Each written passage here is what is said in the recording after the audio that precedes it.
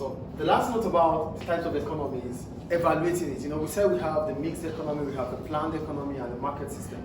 So we need to check which one is preferable. So we need to evaluate. Evaluation means we are assessing it to know what impact they have within the society, what impact they have when it comes to people and the country themselves. So we'll start with the first one, the impact on choice. When we talk about choice, we're talking about the ways we choose to spend on things, the way we choose, the kind of jobs we choose, how we choose to spend our money. So these things are based on how the economy is being set. So if in a planned economy, for example, the planned economy, we said government decides, I told you to stop writing. In a planned system, government decides what to produce, how to produce, for whom to produce to. I said stop, you stop. Down the pen.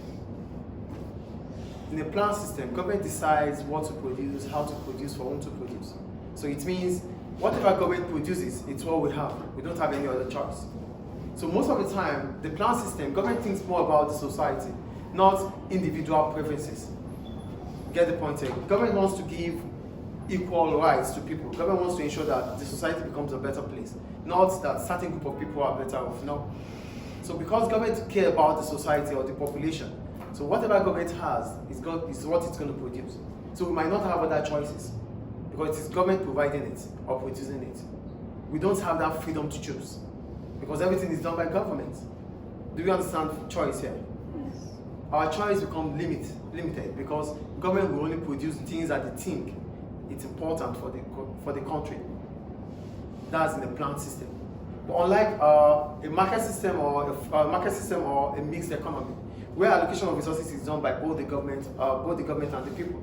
So the private sector might provide goods or services that the government cannot provide, and the government will cover up with the gap which the private sector is leaving behind. Stop that already and just focus on what I'm saying. The point I'm making is in a planned system, the only ones that decide what to produce, how to produce, for whom to produce to, is the government. So whatever government produces is what we have. We don't have any other choice. Unlike a mixed economy, where the private sector can produce and the public sector can produce. So whatever the private sector cannot produce, the public sector will be able to produce it. Then our choices are more, becomes unlimited. Do you get the point here? Your pen down. You might be tempted to write. Do you get the point? Do we get it or not? Yes. The point is, in the market system or mixed economy, production comes from both sides. In a planned system, production comes from just one side. So it is all whatever government produces or provides that we take. We don't have any other choice. It's all whatever job government provides that we do. Do we understand the planned system? Yes. That's about choice. Quality and innovation. When we talk about quality and innovation, quality will come based on the motivation behind it. So most of the time in the planned system, because it's government sector is not always going to give us that high quality because there's no money to get there. There's no incentive, there's no motivation to be there. Unlike the private sector, they have the incentive to give quality because they know there's high reward in giving quality. The more the quality is, the more you sell. Do you get the point? So most of the time when it is a planned system, we might not have innovation and quality products. Because government will not care about quality. Government cares about the needs, not the wants. Government will not provide us with gold, diamond. No, government will not do that. But government will provide us with oil, with rice, bread, and these stuff. So when it comes to quality, government will not really think about it. They only want to make sure that the majority are okay. Do we understand? So with the planned system, we might not get the quality we really need, which would happen in the market system or mixed economy. Do you get it, please? No, we're evaluating the different systems we have, the market, the planned, the mixed economy. What happens with choice? In the mixed economy, there are more choices for consumers to make. In the planned system, there's no choice because we only have government producing. Example, the General Electric Company of Libya is producing electricity, providing electricity, that's all. There's no other company providing electricity, yes or no? So just assume that everything provided in this country is through the government. Do we have any other choice? No. Do we get the point now? Yes. And for quality, I think quality is clear now, right? The third one, efficiency. When we talk about efficiency, it simply means being able to do things the most efficient way, like reducing your cost and providing a better service. So in as much as you are able to reduce your cost, that is efficiency. So in the public sector, because they don't care, it's about government's money, government funds. Nobody cares about it. It's not my money, it's not your money. So why are you even stressing me about it? So if I want you to do better, you're like, it's government's money, it's government job. Why are you putting it in your head? Do you get it? So there's no incentive, there's no motivation to do well because it's government property. Unlike the private sector, there's always going to be a reason you have to do it well. Because if you don't do it well, others will do it well and you are losing out. Do we get it? So in the plant system, there's always inefficiency, unlike the market system or the mixed economy. Clear? Economic growth. Growth simply means increasing output. In the plant system, it's difficult to increase output because there's no reason to increase output. Government will always think about consumption. They just want to make sure that everybody's fine. But in the private sector, the mixed economy or the market system, they think about expansion because expansion allows them to reduce their cost of production, which will allow them to make more revenue and profit. Do you understand?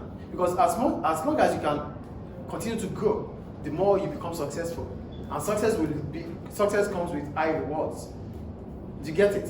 Yes. So there's always the motive to expand in the private sector. So it means there's going to be motive to expand both in the free market and the mixed economy, unlike the plant system. Do we get it? Government will not employ skilled workers. They don't need that. But private sector will employ skilled workers because they want to be better than those of their competitors. Do we understand the growth here? The next one, distribution of income and wealth. Here we're talking about the gap between the rich and the poor. In the plant system, it's always almost equal because in the plant system, government will decide wealth in that nation. So nobody takes the whole wealth. Do you get the point?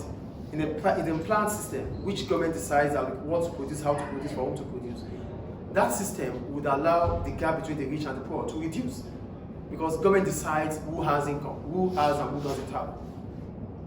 Do you understand what I'm saying here? In the plant system, the gap between the rich and the poor is not that much, it's not wide, unlike a mixed economy or market system.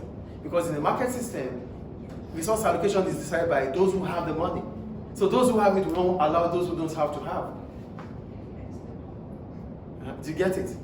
So that's the difference between the market system, the plant system, and the mixed economy. So the gap between the rich and the poor is minimal when it comes to plant system because government decides what, how, whom. Like a free market or a mixed economy. Do you get it, please? Yes. And we have other points which I'm just going to quickly talk about. We have risk. In the plant system, government will not put us into risk. Government wants to be on the safe side. Are you with me, please? Government will always want to be on the safe side. So consumers will not be exposed to risk in the plant system, unlike the market system. The market system is simply about we taking risks to make more. So that means we are exposed to different risks because we want to earn more. Government doesn't want to earn more, so it doesn't need to take risk. Do you understand risk there? Yes. I told you to stop writing, right? You don't listen.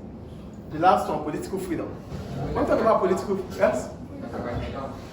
I just said this. So for political freedom, what? For political freedom, we're talking about being able to express yourself. In the plant system, you don't have that political freedom because everything is done by government, unlike a market system or mixed economy, where you have freedom to express yourself, freedom of education, freedom of speech, freedom to produce whatever you want to produce. So a plant system is strict, is restricted, unlike a mixed economy or a market system. Do you understand freedom here, political freedom? Any question about it?